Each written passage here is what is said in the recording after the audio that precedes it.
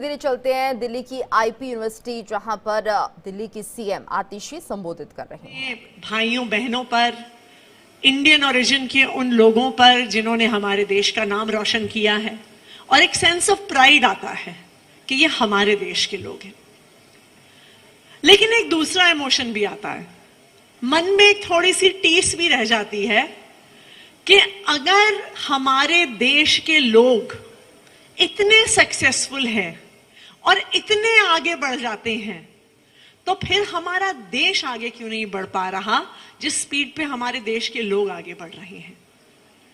मुझे याद है जब मैं स्कूल में पढ़ती थी, तो उसी साल जब मैं 9th स्टैंडर्ड में थी, सोशल स्टडीज का सिलेबस में पहले 3 सब्जेक्ट्स होते थे, हिस्ट्री, ज्योग्राफी, सिविक्स। उसी साल से इकोनॉमिक्स भी हमारी सोशल स्टडीज के सिलेबस में इंट्रोड्यूस हुआ था। तो हिस्ट्री, ज्योग्राफी और सिविक्स के साथ एक इकोनॉमिक्स की भी किताब आई थी, और उस इकोनॉमिक्स की किताब में पहले चैप्टर में यह डिस्क्राइब किया जाता था कि दुनिया में 3 तरह के देश हैं: डेवलप्ड कंट्रीज, डेवलपिंग कंट्रीज और अंडर डेवलप्ड कंट्रीज। और ये कब की बात होगी, ये शायद 96, 97, 98 उस दौर की बात होगी।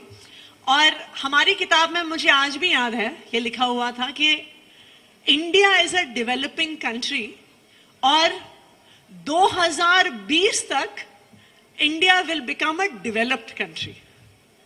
2020 आया, 2020 चला गया।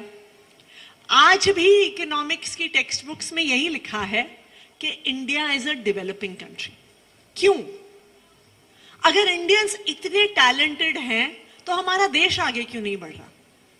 अगर इंडिया में इतने रिसोर्सेज हैं, अगर आप दुनिया का कोई भी देश देखने जाइए, इतनी डाइवर्सिटी ऑफ रिसोर्सेज, चाहे भारत में पहाड़ हो, नदियां हो, जंगल हो, मिनरल्स हो, कोई ऐसी चीज नहीं है जो भारत में नहीं मिलती। तो अगर हमारे लोग इतने टैलेंटेड हैं, अगर इंडिया के पास सारे रिसोर्सेज हैं, तो ऐसा क्या हो गया कि हमारा देश पीछे रह गया? इसको समझने के लिए आई फील कि जिन देशों को आज हम डेवलप्ड कंट्रीज कहते हैं, वो वहां तक कैसे पहुंचे। जब हमारे देश को 1947 में आजादी मिली, उसी के आसपास दुनिया के बहुत सारे ऐसे देश थे जो सेकेंड वर्ल्ड वॉर में पूरी तरह से तबाह हो गए थे। सेकेंड वर्ल्ड वॉर में जर्मनी पूरी तरह से डिस्ट्रॉय हो गया, जापान डिस्ट्रॉय हो गया, सिंगापुर डिस्ट्रॉय हो गया। ये सारे देश सेकेंड वर्ल्ड वॉर के बाद तबाह हो गए। लेकिन आज ये भारत से बहुत आगे निकल गए हैं। क्यों?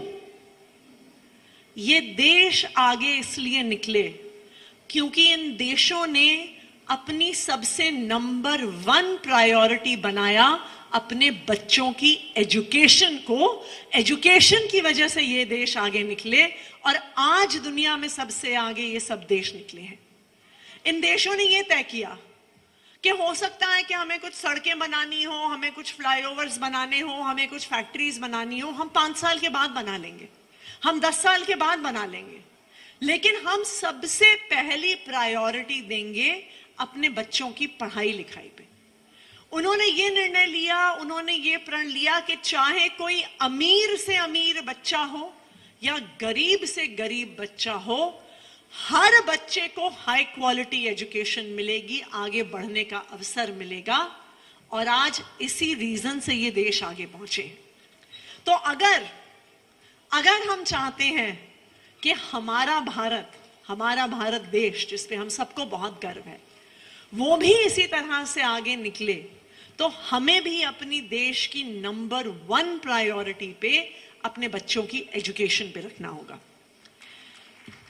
पिछले 10 साल से मुझे इस बात पर गर्व है कि दिल्ली की सरकार ने एजुकेशन को अपनी नंबर 1 प्रायोरिटी बनाया है। दिल्ली गवर्नमेंट इस देश की पहली ऐसी सरकार है जो अपने बजट का 25% खर्चा सिर्फ और सिर्फ एजुकेशन पे करती है, और लगातार 10 साल से ये खर्चा करती आ रही है। 2015 में मुझे याद है जब हमारी सरकार बनी थी, और मैं आपको बताऊं, मैंने खुद सारी अपनी जिंदगी दिल्ली में बिताई है। लेकिन क्योंकि हमने अपने देश को, अपने समाज को दो हिस्सों में बांट रखा है, मैं खुद दिल्ली के एक नामी प्राइवेट स्कूल से पढ़ी हूं, लेकिन 2015 तक मैंने भी कभी दिल्ली के सरकारी स्कूलों के अंदर कदम नहीं रखा था। मुझे याद है 2015 में दिल्ली के सरकारी स्कूलों का क्या हाल था, और सच्चाई ये है कि देश भर में आज भी वही हाल है।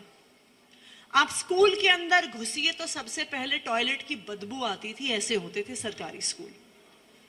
टीन टप्पर की छत होती थी, बरसात के मौसम में छत से पानी टपकता था, सर्दियों के मौसम में टूटी हुई खिड़कियों से ठंडी हवा आती थी, बच्चों के बैठने के लिए टेबल कुर्सी नहीं होता था, पीने का पानी नहीं होता था, साफ टॉयलेट्स नहीं होते थे। गवर्नमेंट स्कूल के टीचर्स को गवर्नमेंट्स फ्री लेबर मानती थी, और कोई भी सरकारी कार्यक्रम हो, पल्स पोलियो कैंपेन है तो टीचर्स की ड्यूटी, आधार कार्ड बनवाने हैं तो टीचर्स की ड्यूटी, बैंक अकाउंट्स की आधार सीडिंग करनी है तो टीचर्स की ड्यूटी। तो इस वजह से टीचर्स को भी बच्चों को पढ़ाने के लिए समय नहीं था। लेकिन मुझे गर्व है इस बात पे कि पिछले 10 सालों में दिल्ली के सरकारी स्कूलों का काया पलट हो गया है। आज दिल्ली के सरकारी स्कूल प्राइवेट स्कूल्स को पीछे छोड़ रहे हैं। पिछले 7 साल से लगातार Delhi government schools are getting better results in class 12 than private schools across Delhi and across the country. मुझे लगता है कि देश के इतिहास में ये पहली बार हुआ होगा। ना सिर्फ इतना, हमारे स्कूलों के बच्चे जो हो सकता है कि बहुत अंडर प्रिविलेज्ड और गरीब परिवारों से आ रहे हों, आज अच्छी एजुकेशन की वजह से आगे बढ़ रहे हैं। इसी साल in the last academic year Delhi government schools के 2000 से ज्यादा बच्चों ने जेईई और नीट के एग्जाम को क्लियर किया और देश के बड़े बड़े इंजीनियरिंग कॉलेजेस और मेडिकल कॉलेजेस में एडमिशन लिया। मुझे भरोसा है कि हमारे बहुत सारे स्टूडेंट्स आईपी यूनिवर्सिटी के भी शानदार कोर्सेज में over the course of time admission ले रहे होंगे। और चलिए यहाँ पर रुकते हैं, छोटे से ब्रेक।